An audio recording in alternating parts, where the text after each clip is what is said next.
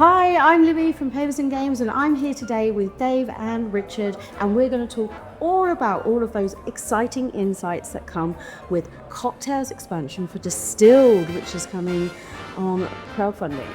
That's right. We're really excited. Yes. So, tell us a bit about yourselves, Dave.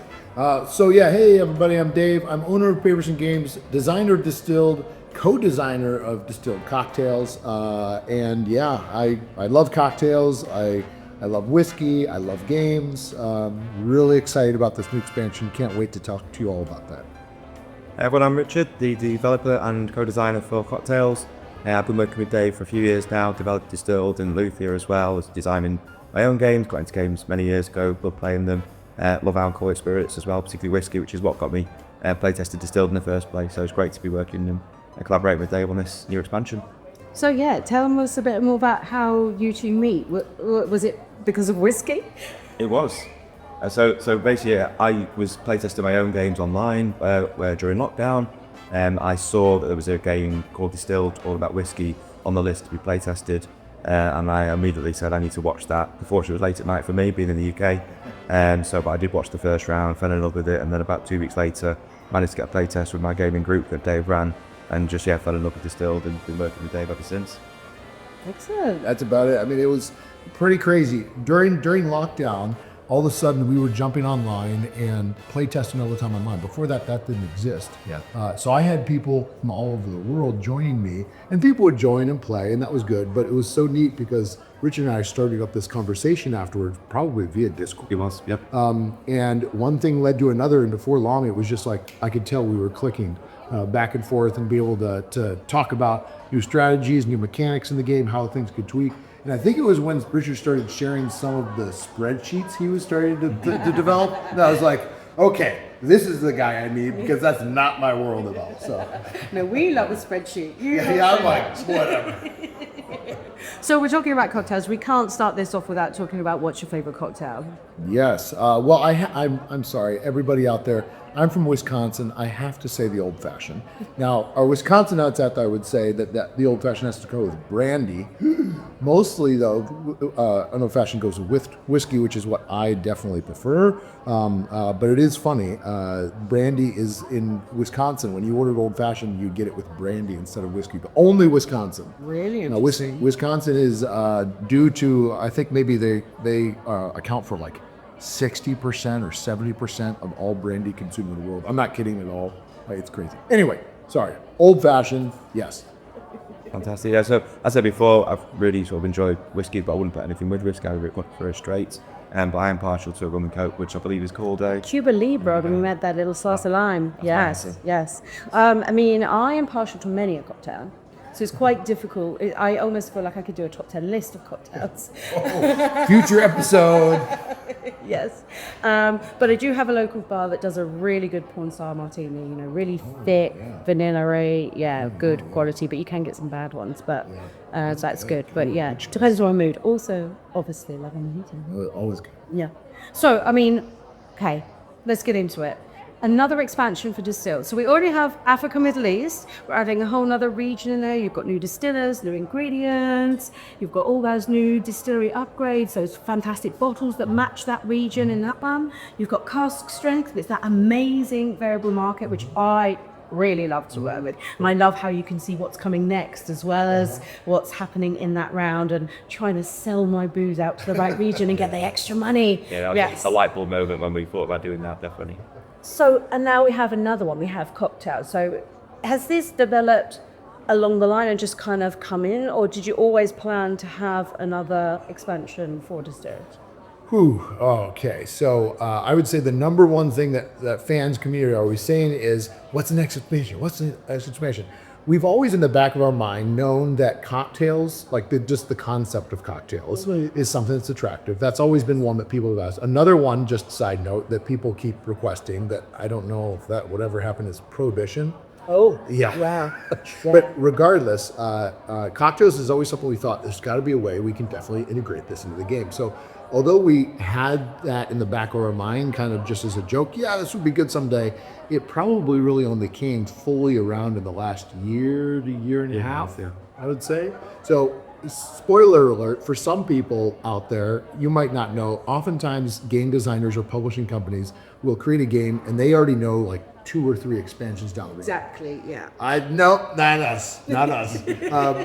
We designed a game that was really big, and then we thought like, great, and then people said, okay, great, what's the next expansion? And luckily, Richard had this awesome design with Cast Strength, so he designed all of Cast Strength.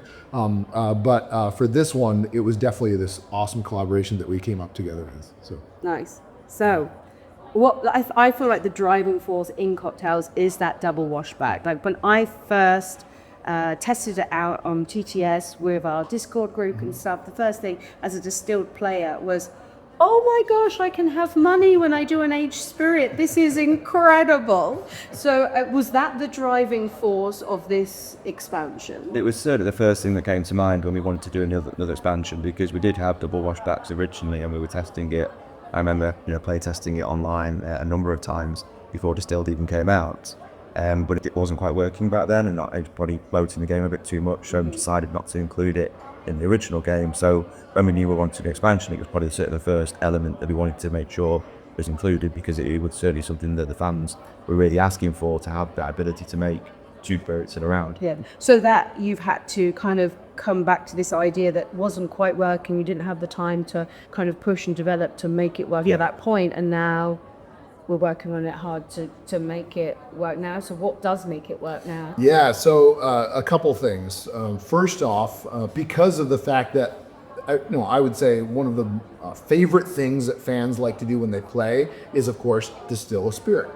And so if you have 7 rounds and you're distilling 7 spirits, they say, we want more of that. And so we decided this is a really important part to be able to allow people to do this again. But as you can imagine, if we just said double washbacks free for everybody, that would be 14 spirits you distill in an entire game.